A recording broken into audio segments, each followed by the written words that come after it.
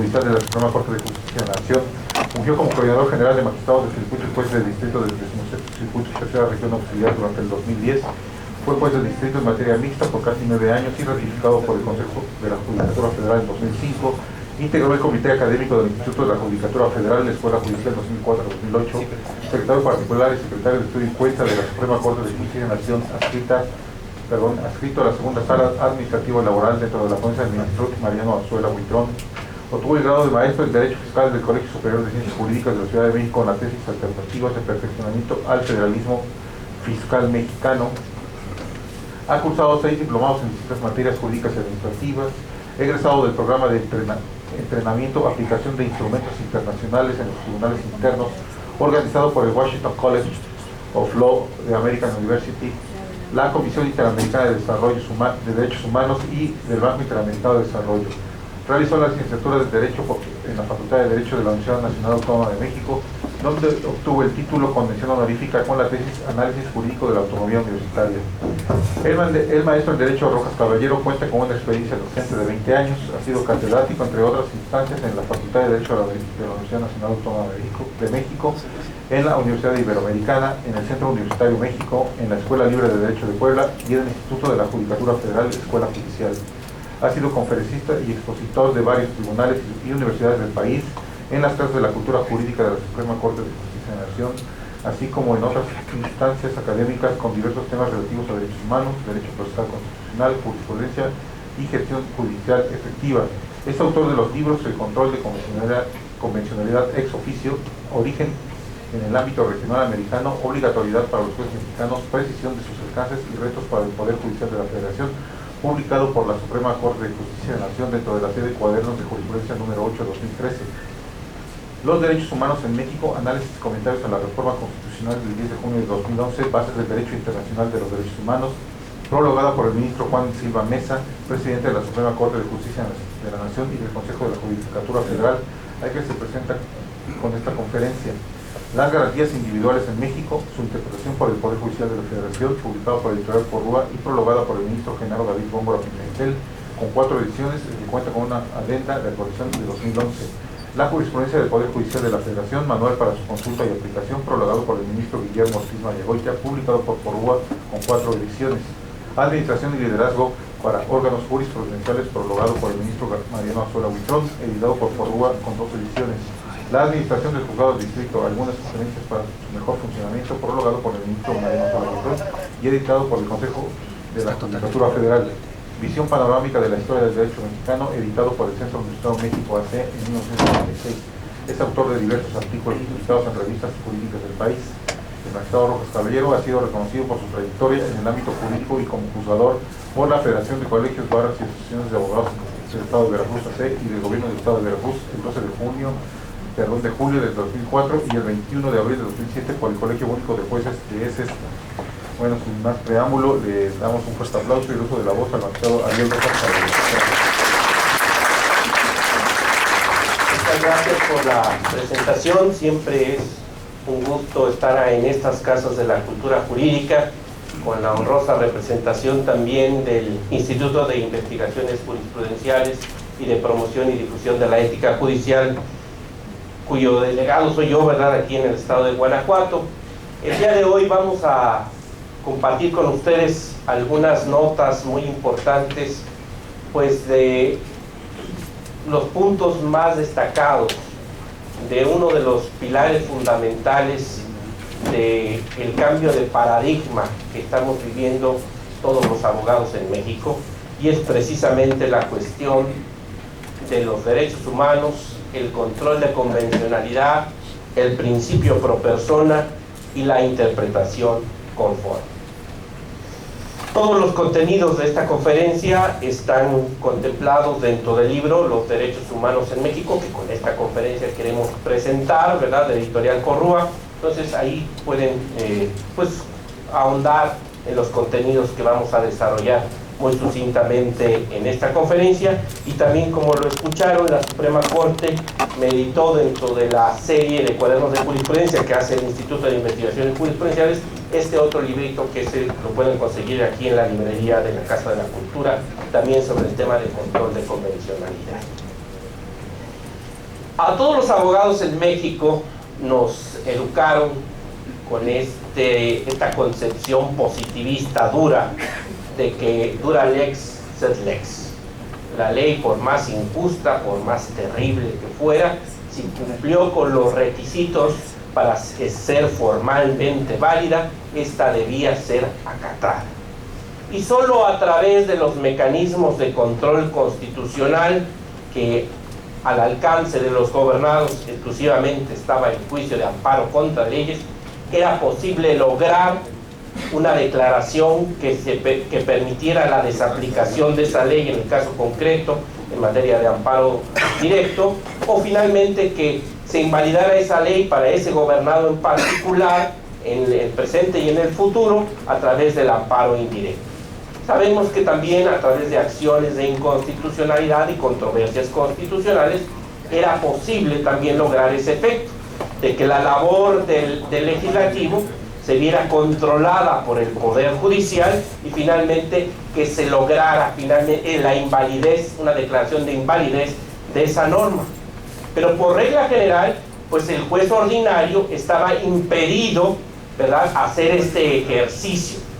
Por más inconstitucional que viera la ley, por más contraria a los derechos humanos, el juez estaba obligado a aplicar esta ley, podríamos llamarla injusta.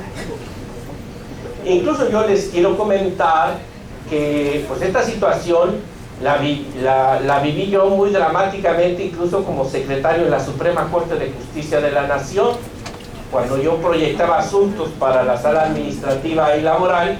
Pues a veces me pasaba el ministro Azuela algún proyecto de alguna contradicción de tesis entre tribunales colegiados, y bueno, pues yo advertía que la ley en materia de esa contradicción de tesis pues era inconstitucional, y entonces bueno, se lo comentaba al ministro y el ministro me decía, bueno, pues esto es un tema de legalidad, aquí simplemente hay que resolver conforme a una interpretación de la ley cuál es el criterio que debe prevalecer, y nosotros en esta materia no podemos hacer ninguna declaratoria de inconstitucionalidad porque esto es legalidad.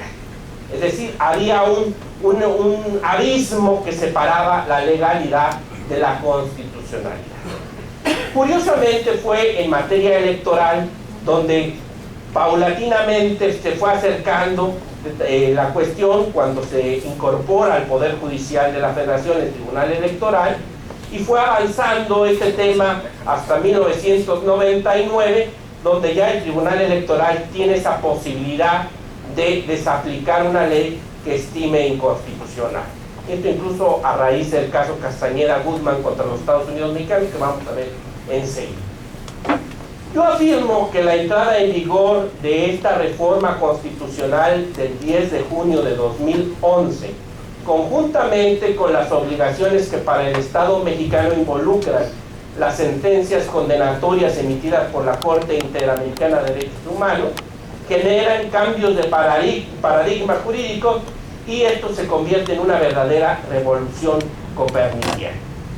Es decir, todo lo que aprendimos de cómo funcionaba el sistema, pues cambia dramáticamente. Para acercarnos al tema, tener una noción preliminar de lo que vamos a hablar, vamos a decir que el control de convencionalidad ex oficio es un deber internacional y constitucional de todos los jueces de realizar una confrontación entre la norma general que se debe aplicar en un caso concreto, sujeto a su jurisdicción, y el bloque de derechos humanos de fuente interna, la Constitución, y de fuente externa, los tratados internacionales, procurando en un primer término armonizarla cuando esto sea posible, y esto es lo que se llama interpretación conforme, y solo en un caso extremo, ante su notoria contravención, desaplicarla en la resolución correspondiente. Entonces, yo ubico que el control de convencionalidad ex oficio es un deber que tenemos todos los jueces mexicanos de atender a ese bloque de derechos humanos de fuente interna, que es la Constitución, o de fuente externa, los tratados internacionales ratificados por México, de tal manera que el juez, si advierte que puede haber una contravención con esa ley que necesita aplicar en un proceso civil, mercantil, penal, laboral, administrativo, con este bloque de derechos humanos, primero debe buscar hacer una interpretación conforme de la ley, y si esto no es posible, si la ley es abiertamente contraria al bloque de derechos humanos, pues desaplicarla en el caso concreto.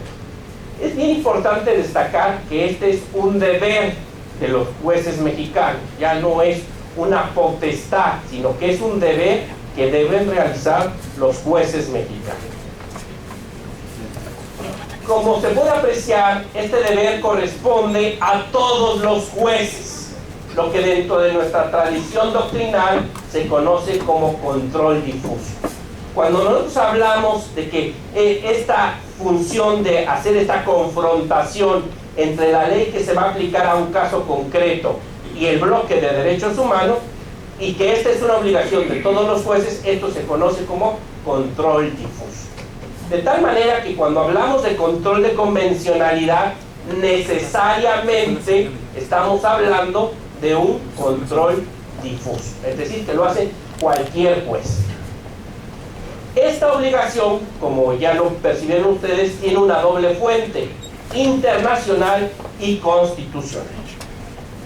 Y como hemos detectado en esta definición que les he dado, involucra el contraste de la norma general que se debe aplicar en un caso concreto con el bloque de derechos humanos, que en nuestra nueva pirámide constitucional está por encima de todas las leyes ordinarias y federales. Después vamos a ver un esquema de a qué me refiero con este bloque de derechos humanos.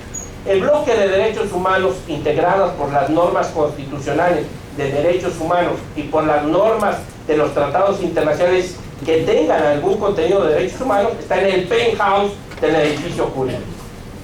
Incluso dentro de la propia Constitución, por la reforma del 10 de junio de 2011, las normas de derechos humanos están por encima de las demás normas, digamos, orgánicas de la propia Constitución.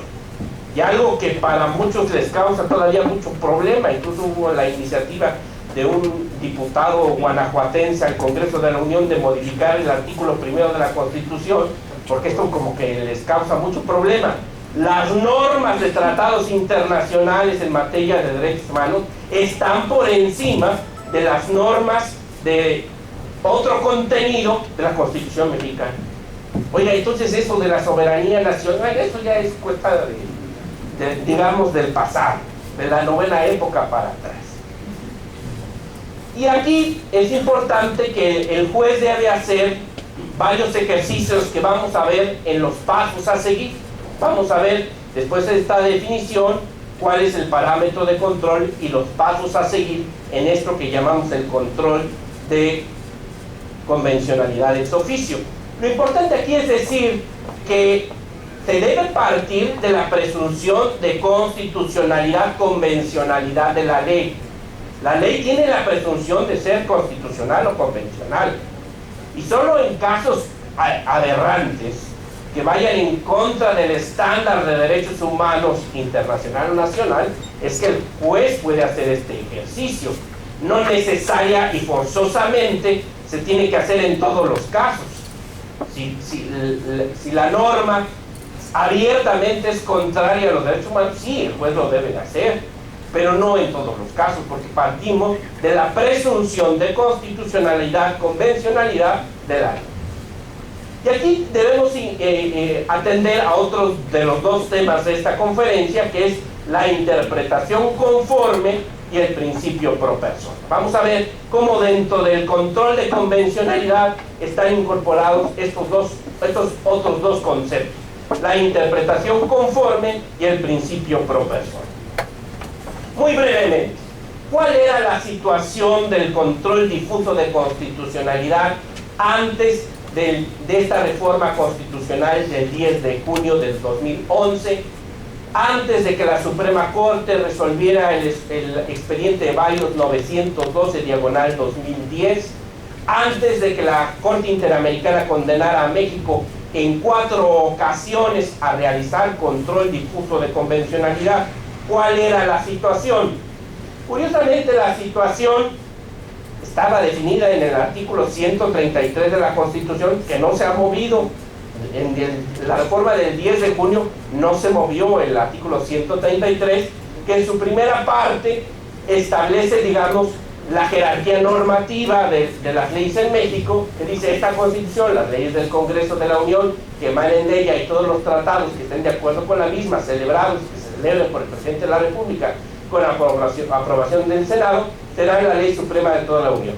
Lo que nos interesa es esto.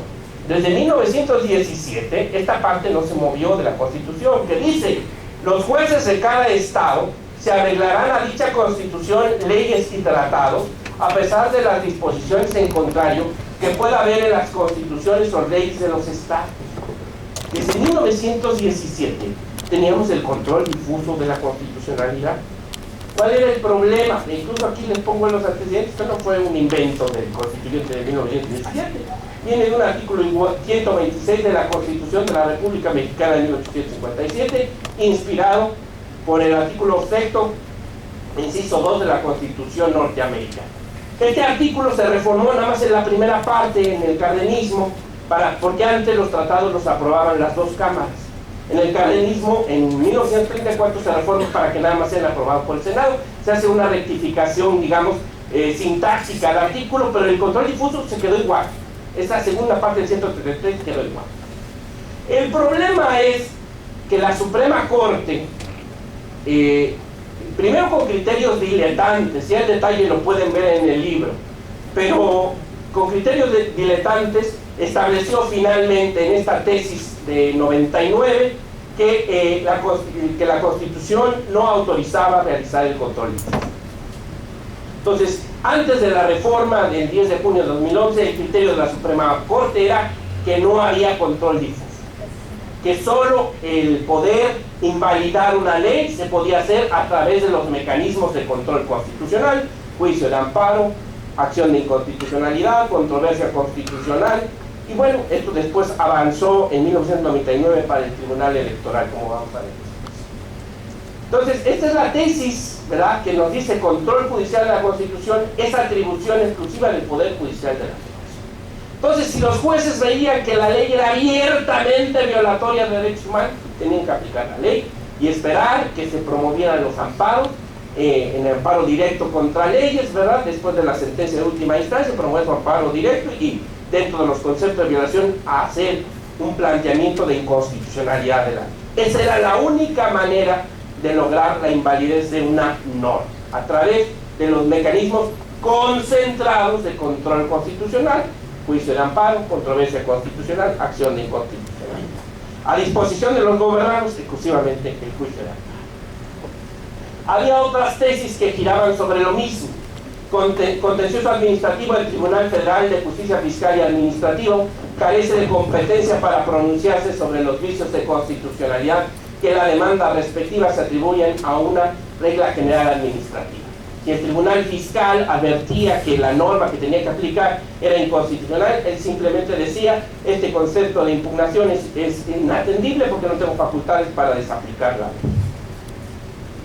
Incluso en el 2002 salió esta tesis del Tribunal Electoral, donde regañaron al Tribunal Electoral por andar haciendo esos ejercicios de control de convencionalidad. Finalmente podemos concluir que antes de esta reforma que estamos comentando, del 10 de junio del 2011, y antes de esas condenas al Estado mexicano, estaba prohibido el control de constitucionalidad, y solo se podía lograr la invalidez de una ley a través de los mecanismos de control constitucional concentrados en el Poder Judicial de la Federación. ¿De dónde surge la obligación ahora de los jueces mexicanos de realizar un control de convencionalidad ex officio? Por mandato del nuevo primer párrafo del artículo 1 de la Constitución, publicado el 10 de junio de 2011 y en vigor al día siguiente, se integra un bloque con las normas relativas a los derechos humanos. Ya vimos que de fuente interna, la Constitución, y de fuente externa, los tratados internacionales, que tiene el máximo nivel normativo. Dentro de estos últimos, en el ámbito regional americano, tiene particular relevancia la Convención Americana de Derechos Humanos, Pacto de San José. En el ámbito regional americano, para nosotros es muy importante la Convención Americana, Pacto de San José, y desde luego esto articulado con la aceptación de la competencia contenciosa de México por parte de la Corte Interamericana. Asimismo, debe referirse que desde el ámbito interno,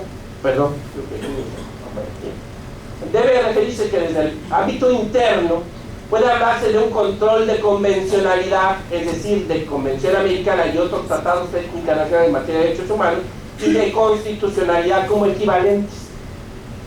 Si exclusivamente queremos decir en este momento, a partir de lo que se llama el parámetro de control, es decir, respecto a los derechos humanos, pues podemos decir que control de convencionalidad y control de constitucionalidad en este momento, como un primer acercamiento, son equivalentes. Después vamos a ver ya en detalle las diferencias. Pero ahorita ya no es válido decir, bueno, es que exclusivamente es un control de constitucionalidad, porque no solo son los tratados que están en la Constitución, digo, los derechos humanos que están en la Constitución, sino también los derechos humanos que están en los tratados internacionales. Entonces, como un primer acercamiento, actualmente ya tenemos que hablar de control de constitucionalidad y de convencionalidad como conceptos equivalentes. Después vamos a ver las diferencias. El Estado mexicano, y es lo que ya adelantábamos, aceptó la competencia contenciosa de la Corte Interamericana de Derechos Humanos, la que por mandato de diversos artículos de la Convención es la máxima intérprete de la Convención Americana Pacto de San José, y sus determinaciones vinculan a los estados parte. México hizo su declaratoria el 17 de diciembre del 98 y se publicó en el Diario Oficial de la Federación el 24 de febrero de 1999. Los criterios que vimos de la Suprema Corte que prohibían el control difuso de constitucionalidad, y ahora agregaríamos de convencionalidad, han sido superados. El ahora juez de la Corte Interamericana de Derechos Humanos, Eduardo Ferrer Magregor, encuentra que la obligación de los jueces mexicanos de realizar el control difuso de convencionalidad ex oficio deriva de lo siguiente. Primero, de las 4 sentencias condenatorias al Estado mexicano de 2009 a 2010, donde expresamente se refieren a este deber por parte de los jueces y órganos vinculados a la administración de justicia en todos los niveles.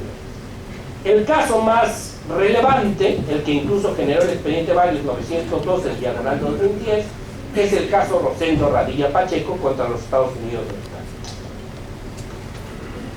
Está el caso de Fernández Ortega y otros contra México, y el caso de Rosendo Cantú y otras contra México, y el caso de los ecologistas presos Cabrera García y Montiel Flores contra México. Incluso en este último asunto se precisa que dicha obligación recae no solo en los jueces, sino en general en todos los órganos vinculados a la administración de justicia de todos los niveles. Entonces, incluso en el caso, a partir de Cabrera García y Montiel Flores contra México, pues el Ministerio Público, la Procuraduría, estarían obligadas por los criterios de la Corte Interamericana y a realizar el control de convencionalidad. La segunda fuente de esta obligación de realizar el control difuso la encontramos en los artículos primero, obligación de respetar los derechos, y segundo, deber de adoptar disposiciones de derecho interno, y así como 29 de la propia Convención Americana de Derechos Humanos, vigente en nuestro país desde el 24 de marzo de 1981. Fíjense ustedes que esto nos lleva a una reflexión bien interesante. La Convención Americana, con muchos tratados de derechos humanos, estuvieron vigentes en México desde 1981.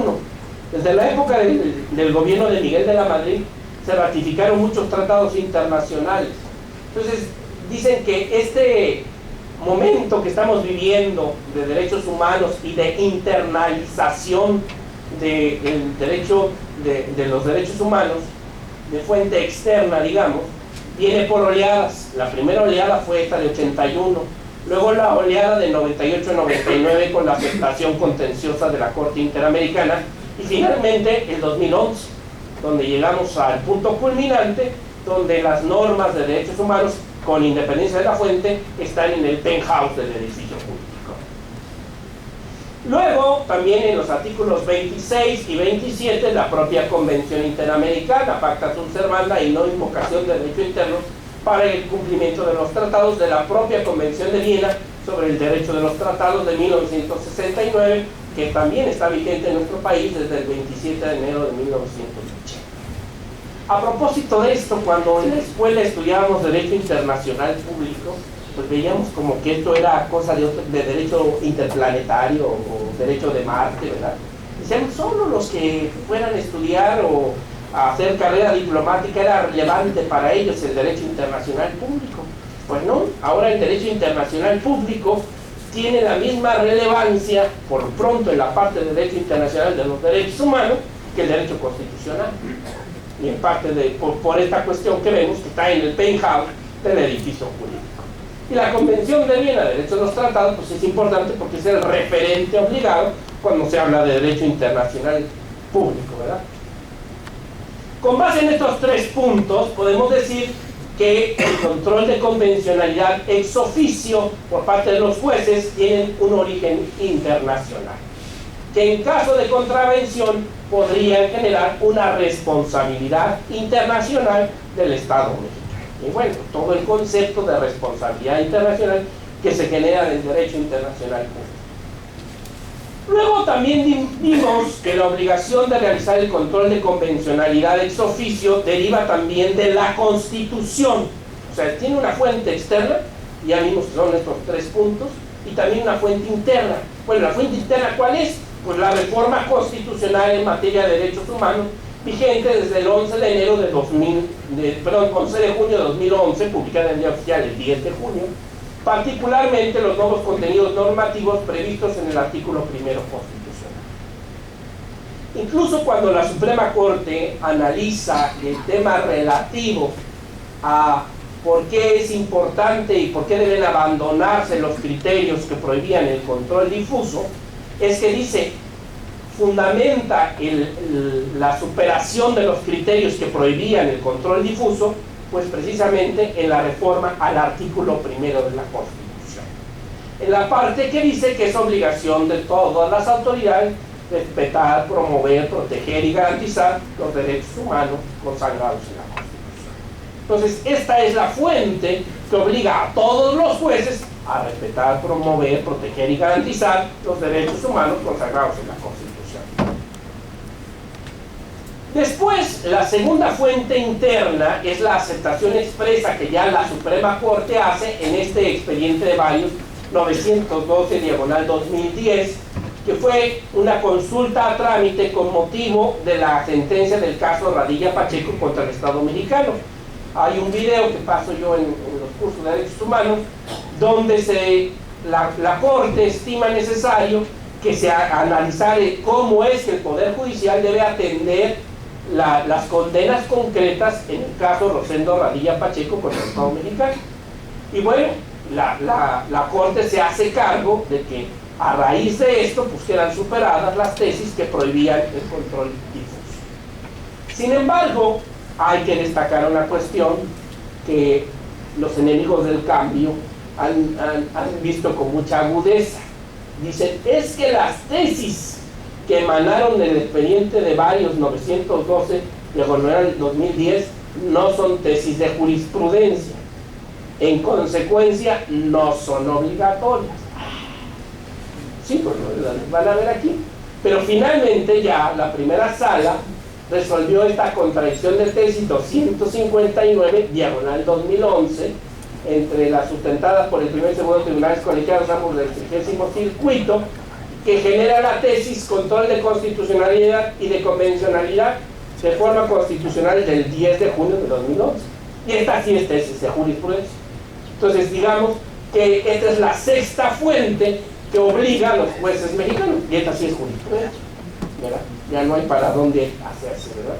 Entonces hay esa obligación.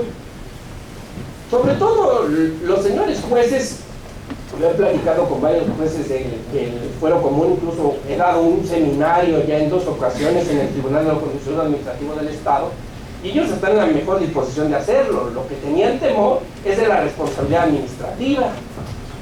Precisamente la Corte integró las jurisprudencias del 99 porque a algún magistrado del Tribunal Unitario se le ocurrió hacer un control difuso de constitucionalidad y lo fusilaron, ¿verdad? Entonces, ese era el temor, pero bueno, ya está muy claro con estas 6 fuentes que los jueces deben, no solo pueden, deben hacer ese control de convencionalidad. Claro, como todo el ejercicio judicial, debe hacerse con prudencia, con mesura y sobre todo con profesionalismo y excelencia. No es porque me lata que la ley es inconstitucional y hago yo ejercicios para desaplicar una norma que es muy clara y que obviamente no va contra el parámetro de control, que son los derechos humanos. Por eso es importante tomar estos cursos, ¿verdad? Estas conferencias. En el expediente de Varios 912/2010 de la Corte es muy valioso, es un ejercicio que somete a consideración del Pleno de la Corte el ministro Cosío, porque nos establece, digamos por primera ocasión en una sentencia de la Suprema Corte, pues estos conceptos de control de convencionalidad, nos habla de los pasos a seguir, de los parámetros de control. Esta resolución yo la he calificado como un auténtico libro de texto para realizar el control de convencionalidad. Incluso en el CD anexo al libro de Derechos Humanos que estamos presentando con esta conferencia, viene la resolución completa. Dada su importancia, claro, en el texto del libro se comenta, se ponen las tesis y todo esto, pero la resolución completa vale la pena estudiar. Entonces, está claro las dos fuentes, tanto internacional como constitucional, de este control de convencionalidad ex oficio. Un poquito de historia.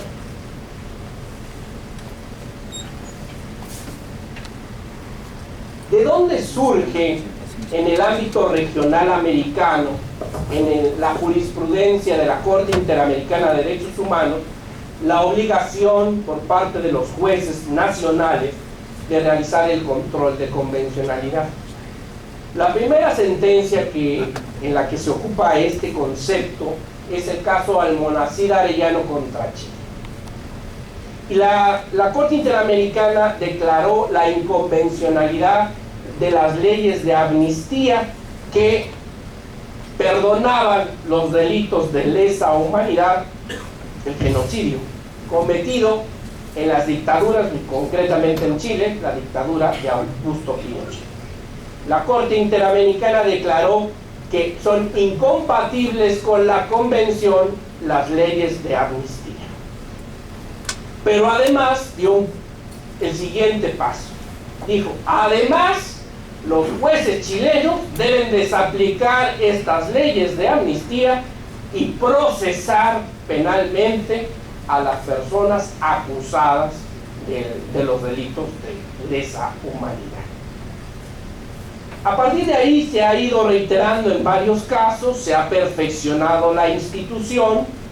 En el libro doy cuenta de los diversos casos donde se ha asumido el control de convencionalidad, pero finalmente hay un voto particular de Sergio García Ramírez cuando fue juez de la Corte Interamericana, que aclara muy bien, a mí me pareció muy didáctico para entender por qué la idea de la Corte de obligar a los jueces a hacer un control de convencionalidad. Cuando ven ustedes los casos que resuelve la Corte Interamericana, pues son muy pocos casos al año. Claro, cada vez se incrementan más, pero son pocos casos al año. La idea que se tiene con el control de convencionalidad es que lo que se resuelva en Costa Rica derrame en todos los estados miembros del Pacto de San José y que han aceptado además la competencia contenciosa de la Corte, y que vuelva a todos los jueces nacionales, jueces interamericanos, de tal manera que ya no sea necesaria la intervención de la Corte, porque los jueces nacionales están haciendo una delegación de funciones de la Corte Interamericana. Entonces, a partir de ahí está la idea muy práctica, muy plástica, muy efectiva de que todos los jueces nacionales de los estados parte de la convención y que han aceptado la competencia contenciosa de la Corte Interamericana se vuelven jueces interamericanos. Entonces el diseño es muy, digamos, efectivo, ¿verdad?, para que lo que se resuelva en Costa Rica derrame en todos los estados nacionales.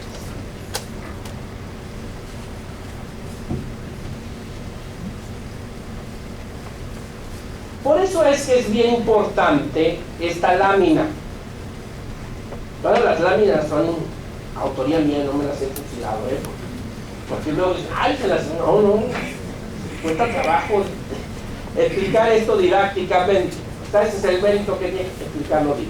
Desde el punto de vista externo, ubíquense ustedes en San José de Costa Rica, sede de la Corte Interamericana. Desde el punto de vista externo, podemos hablar de un control concentrado de convencionalidad. Desde el punto de vista externo, ¿quién realiza ese control? La Corte Interamericana de Derechos Humanos. Desde el punto de vista externo, ¿quién hace el control difuso de convencionalidad?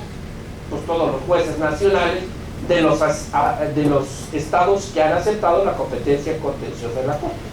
O sea, la Corte tiene la función de ser el máximo intérprete de la Convención Americana Pacto de San José en los asuntos que digamos que le presenta la Comisión Interamericana. Son pocos asuntos al año, y ahí pues desde luego que hace un control de convencionalidad, contrasta los actos, las leyes y hasta las constituciones nacionales con la Convención Americana Pacto de San José. Y digamos que este ejercicio desde el punto de vista externo es un control concentrado en la Corte Interamericana, y desde el punto de vista externo será difuso por todo lo que hagamos los jueces nacionales, ¿verdad?, visto desde San José de Costa Rica.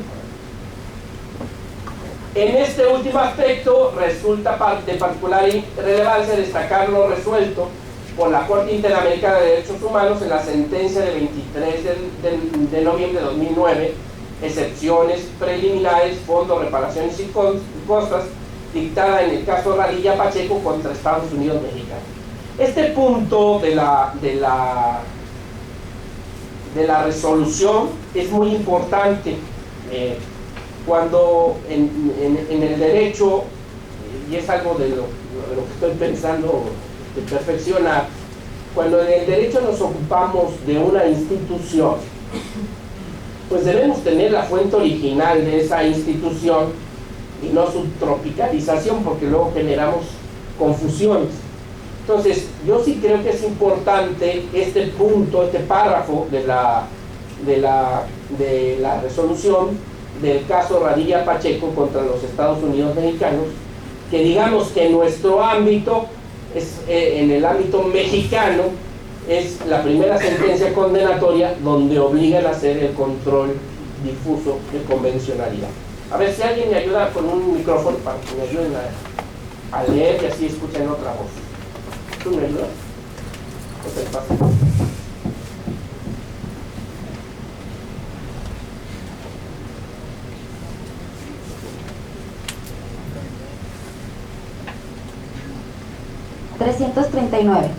En relación con las prácticas judiciales, este tribunal ha establecido en su jurisprudencia que es consciente de que los jueces y tribunales internos están sujetos al imperio de la ley y por ello están obligados a aplicar las disposiciones vigentes en el ordenamiento jurídico.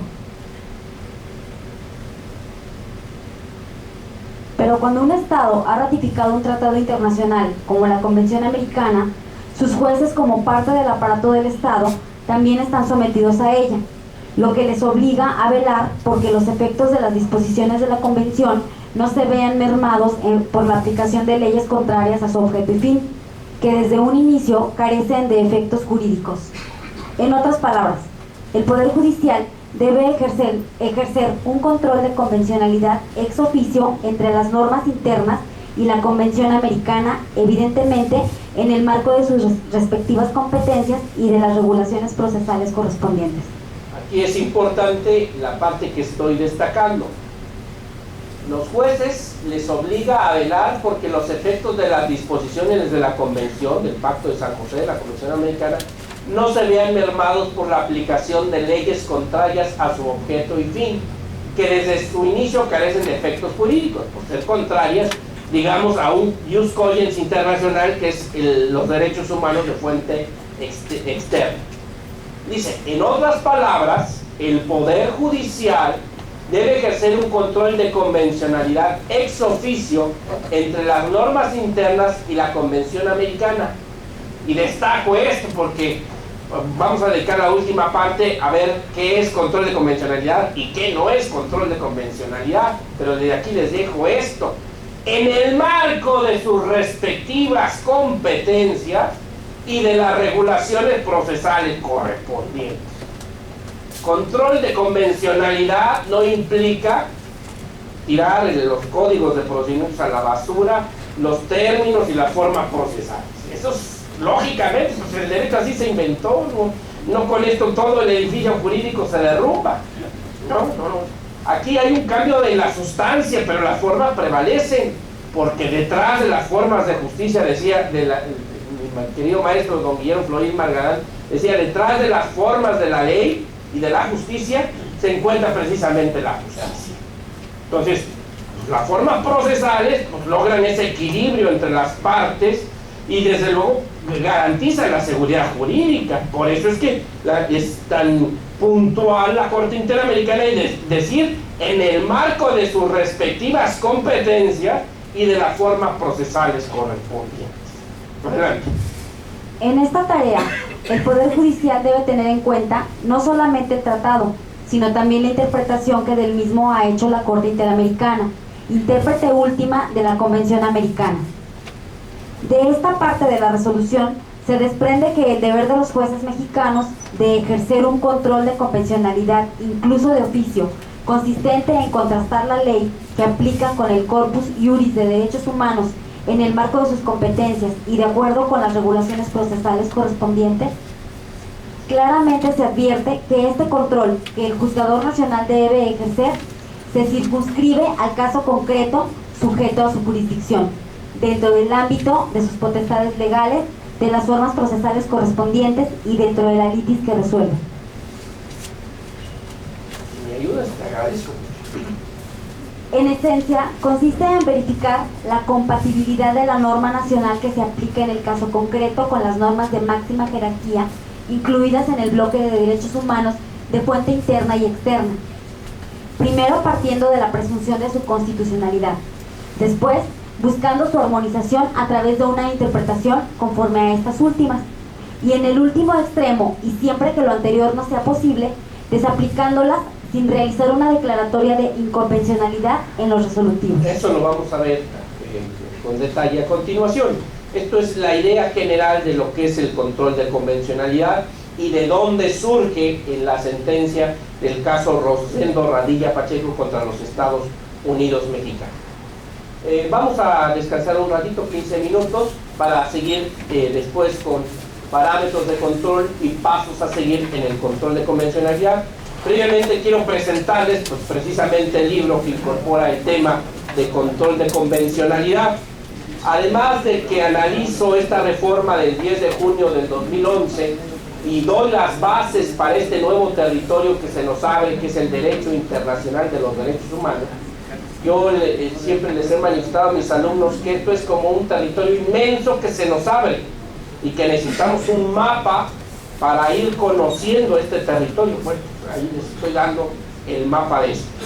Pero me di a la tarea, quizás yo creo que este es el verdadero mérito del libro, es el disco que viene anexo, porque en él hemos hecho la recopilación de 69 tratados internacionales sobre derechos humanos con un índice hipervinculado.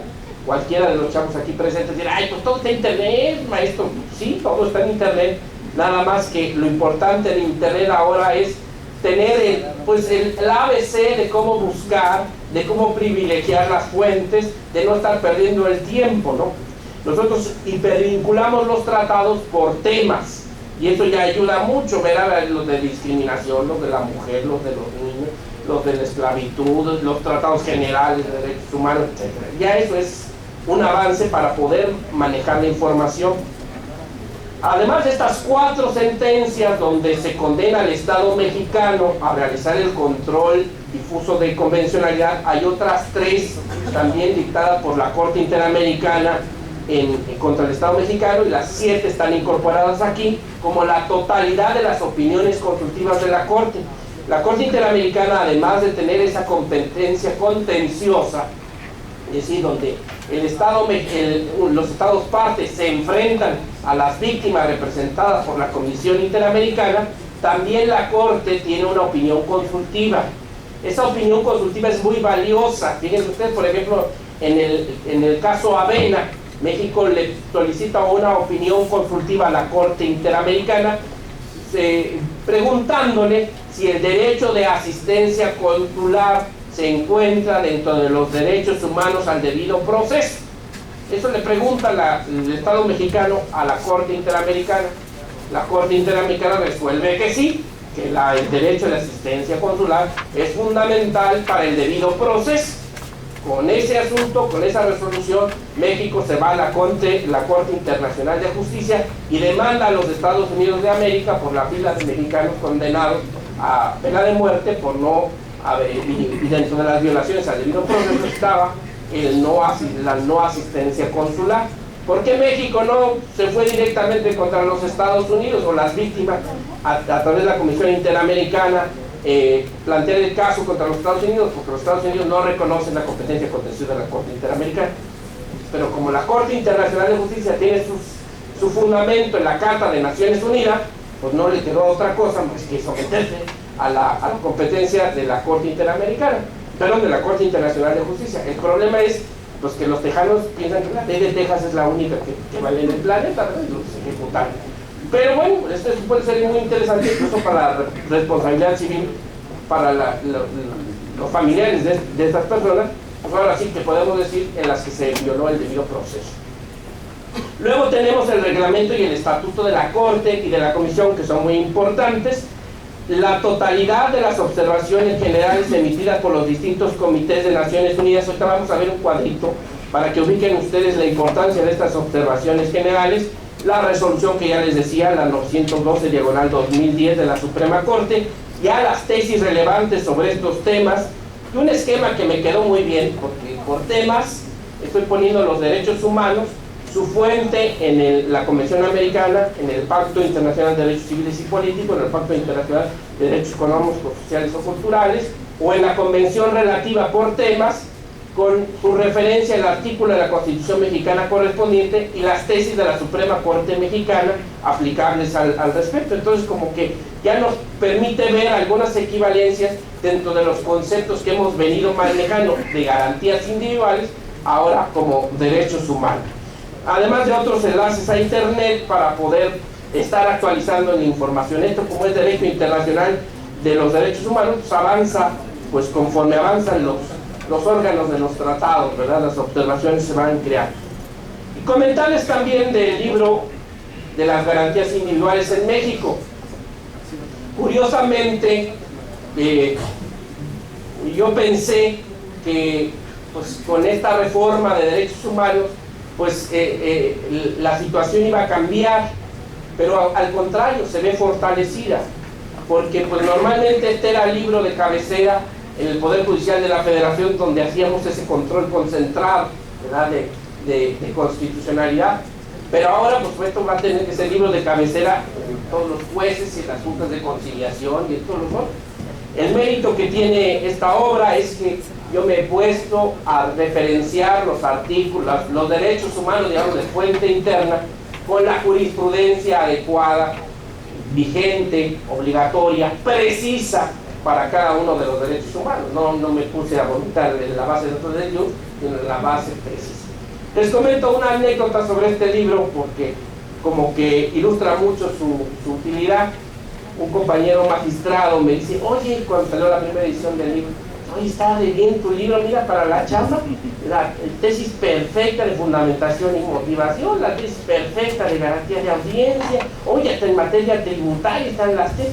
oye, pero nada más una recomendación, ¿por qué no le pones en el número de registro de cada tesis para ya no estar buscando en la base de datos? Bueno, en la segunda edición, y desde luego esta que es la cuarta, pues así se hizo. Y ahora para esta edición, la cuarta, agregamos una adenda con toda la modificación del marco de derechos humanos.